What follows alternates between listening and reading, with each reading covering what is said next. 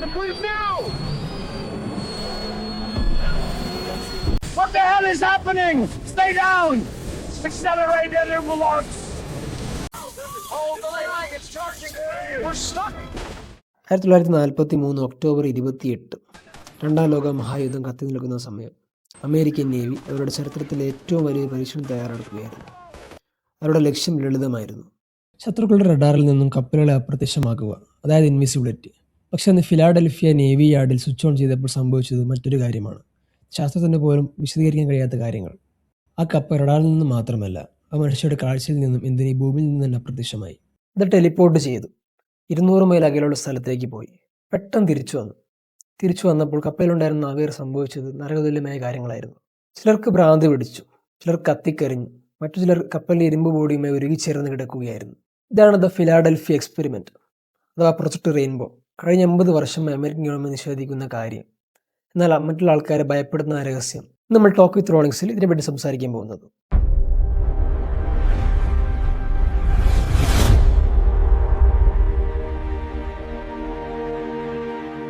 എന്തിനാണ് ഇങ്ങനെ ഒരു പരീക്ഷണം നടത്തിയതെന്ന് മനസ്സിലാക്കാൻ നമ്മൾ 1943 സാഹചര്യങ്ങൾ അറിയണം. അന്ന് കടലിൽ രാജാക്കന്മാർ നാസികളായിരുന്നു.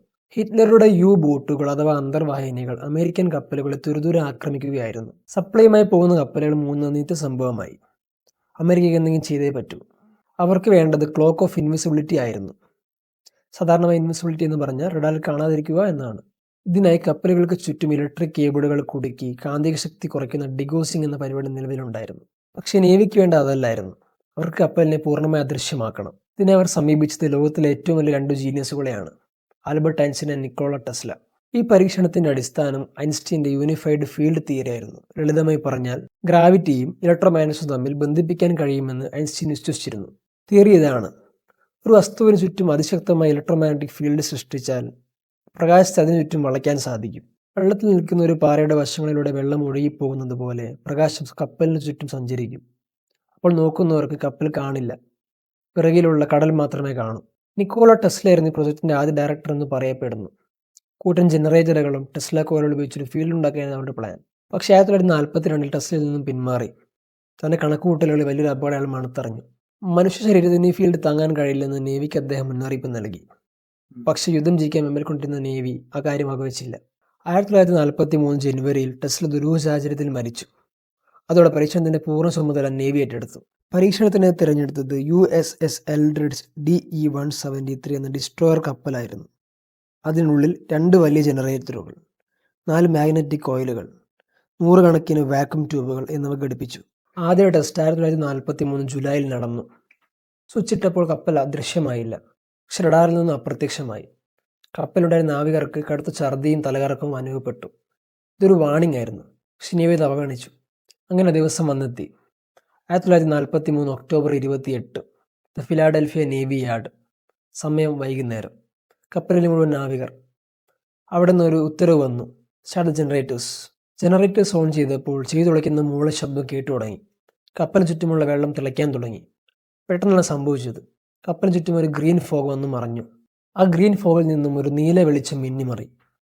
കപ്പൽ പെട്ടെന്ന് അവിടെ നിന്ന് അപ്രത്യക്ഷമായി. അത് കാഴ്ചയിൽ നിന്നും മാത്രമല്ല, റഡാറിൽ പോലും കാണാനില്ല. അവിടെ ഉണ്ടായിരുന്ന സ്ഥലത്ത് വെറും ഒരു കുഴി മാത്രമായിരുന്നു പിന്നെ ബാക്കിയുണ്ടായിരുന്നത്. ആ സമയം ഫിലാഡൽഫിയയിൽ നിന്ന് 200 മൈൽ അകലെ നോർഫോർക്ക് വെർജീനിയയിൽ ഈ കപ്പൽ പ്രത്യക്ഷപ്പെടുന്നു. അവിടെയുള്ള നേവിക്കാർ നോക്കി നിൽക്കെ ഈ കപ്പൽ വീണ്ടും അവിടെ നിന്ന് അപ്രത്യക്ഷമാകുന്നു. ഫിലാഡൽഫിയയിൽ പിന്നെയും പ്രത്യക്ഷപ്പെടുന്നു. അതായത് ആ കപ്പൽ സ്പേസും ടൈമും മറികടന്ന് ടെലിപ്പോർട്ട് ചെയ്തു. പരീക്ഷണം വിജയിച്ചു എന്ന് ശാസ്ത്രജ്ഞർ കരുതി. ആ കപ്പലിൻ്റെ ഡെക്കിലേക്ക് ഓടിക്കയറിയ ആൾക്കാർ കണ്ടത് നരകതുല്യമായ കാഴ്ചകളായിരുന്നു. ടെലിപ്പോർട്ടേഷൻ സമയത്ത് കപ്പലിൻ്റെ മോളിക്കുലാർ ഘടനയും മനുഷ്യരുടെ ശരീരവും തമ്മിൽ വേർതിരിവില്ലാതായി. കപ്പൽ തിരികെ മെറ്റീരിയലൈസ് ചെയ്തപ്പോൾ പല നാവികരും കപ്പലിൻ്റെ ഭിത്തികൾക്കുള്ളിൽ കുടുങ്ങിപ്പോയി. ചിലരുടെ കൈകളും കാലുകളും ഡെക്കിനുള്ളിലായിരുന്നു. അവർ കപ്പലുമായി ഉരുകിച്ചേർന്നു. മറ്റു ചിലർ തീയിൽ കരിഞ്ഞതുപോലെയായിരുന്നു. അത് സാധാ തീയല്ല, റേഡിയേഷൻ ബേൺസ് ആയിരുന്നു. ബാക്കിയുള്ളവർക്ക് സമനില തെറ്റി. അവർ അലറി കരയുകയായിരുന്നു. ഇതിലും ഭീകരമായ അവസ്ഥയായിരുന്നു ദ ഫ്രീസ്. ചില നാവികർ അനങ്ങാൻ പറ്റാതെ സ്തംഭിച്ചുപോയി. ഇതെല്ലാം വെറും ഒരു കഥയാണെന്ന് നിങ്ങൾക്ക് തോന്നാം. പക്ഷേ 1955 നടന്ന ഒരു സംഭവം ഇതിന് ബലം നൽകുന്നു. മോറിസ് കെ ജെസപ്പ് എന്നൊരു ആസ്ട്രോണമിസ്റ്റ് എഴുത്തുകാരൻ ഒരു കത്ത് ലഭിച്ചു. കാർലോസ് അലൻഡെ എന്നൊരാളായിരുന്നു അത് അയച്ചത്. കത്തിൽ അലൻഡെ എഴുതി: ഞാൻ ആ പരീക്ഷണം നേരിട്ട് കണ്ടതാണ്. ഞാൻ അന്ന് SS ആൻഡ്രൂ ഫുറുസെറ്റ് എന്ന മെർച്ചൻ്റ് കപ്പലിലെ നാവികനായിരുന്നു. ഫിലാഡൽഫിയയിൽ വെച്ച് ആ പച്ചപ്പുകയും കപ്പൽ അപ്രത്യക്ഷമാകുന്നതും നാവികർ അന്തരീക്ഷത്തിൽ മരവിച്ചു പോകുന്നതും ഞാൻ കണ്ടു. ഈ കത്ത് എഴുതിയിരിക്കുന്നത് പല നിറത്തിലുള്ള മഷികൾ കൊണ്ടായിരുന്നു. വിചിത്രമായ കൈപ്പട. ജെസ്റ്റപ്പ് ഇത് നേവിക്ക് കൈമാറി. നേവി ഓഫീസർമാർ ഇത് കണ്ട് ഞെട്ടി. കാരണം അവർക്ക് ലഭിച്ച ജെസപ്പിൻ്റെ തന്നെ ഒരു പുസ്തകത്തിൽ ഈ പരീക്ഷണത്തെക്കുറിച്ച് വിശദമായ കുറിപ്പുകൾ മാർജിനിൽ എഴുതിയിട്ടുണ്ടായിരുന്നു. അത് എഴുതിയത് 3 വ്യത്യസ്ത വ്യക്തികൾ അല്ലെങ്കിൽ ഏലിയൻസ് ആണെന്ന് അവർ സംശയിച്ചു. ജെസപ്പ് ഇതിനെക്കുറിച്ച് കൂടുതൽ അന്വേഷിക്കാൻ തുടങ്ങി. പക്ഷേ 1959 ഒരു മീറ്റിങ്ങിന് പോകുന്ന തൊട്ടു മുമ്പ് അദ്ദേഹത്തെ കാറിനുള്ളിൽ മരിച്ച നിലയിൽ കണ്ടെത്തി. പോലീസ് ഇതിനെ ആത്മഹത്യയാണെന്ന് വരുത്തി തീർത്തു. പക്ഷേ ഇന്ന് പലരും വിശ്വസിക്കുന്നത് അയാൾ കൊല്ലപ്പെട്ടതാണെന്ന്. വർഷങ്ങൾക്ക് ശേഷം 1980കളിൽ അൽ ബീലക് എന്നൊരാൾ രംഗത്ത് വന്നു.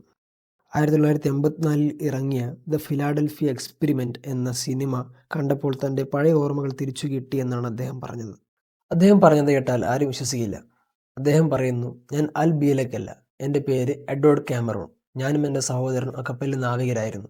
കപ്പൽ അപ്രത്യക്ഷമായപ്പോൾ താനും സഹോദരനും കടലിലേക്ക് എടുത്തുചാടിയെന്നും പക്ഷേ വീണത് വെള്ളത്തിലേക്കല്ല മറിച്ച് 1983ലേക്കാണെന്നും അദ്ദേഹം അവകാശപ്പെട്ടു. അവിടെ വെച്ച് മോണ്ടാക് പ്രൊജക്ട് എന്ന രഹസ്യ പരീക്ഷണത്തിൻ്റെ ഭാഗമായി അവരെ വീണ്ടും സമയത്തിലൂടെ മുന്നോട്ടയച്ചു 2137ലേക്ക്.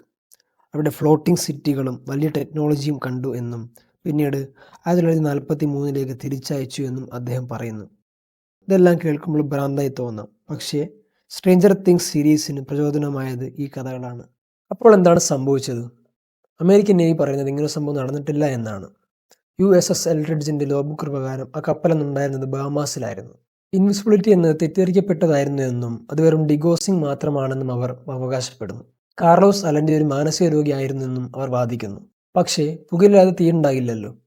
എന്തിനാണ് നേവി ജെസപ്പിൻ്റെ പുസ്തകം സീരിയസ് ആയി എടുത്തത്?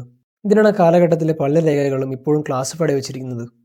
ശാസ്ത്രം പ്രകൃതി നിയമങ്ങളെ വെല്ലുവിളിക്കുമ്പോൾ അതിന് വലിയ വില കൊടുക്കേണ്ടി വരുമെന്ന് ഫിലാഡൽഫിയ എക്സ്പെരിമെൻ്റ് നമ്മളെ ഓർമ്മിപ്പിക്കുന്നു. നിങ്ങൾ എന്ത് വിശ്വസിക്കുന്നു? അവർ പോർട്ടൽ തുറന്നോ അതോ ഇതൊരു കെട്ടുകഥയാണോ? നിങ്ങളുടെ അഭിപ്രായങ്ങൾ താഴെ കമൻറ്റ് ചെയ്യുക. നാളെ നമ്മൾ പോകുന്നത് ലോകത്തിലെ ഏറ്റവും അപകടകാരിയായ ദ്വീപിലേക്കാണ്, North Sentinel Island. It's me Abel signing of.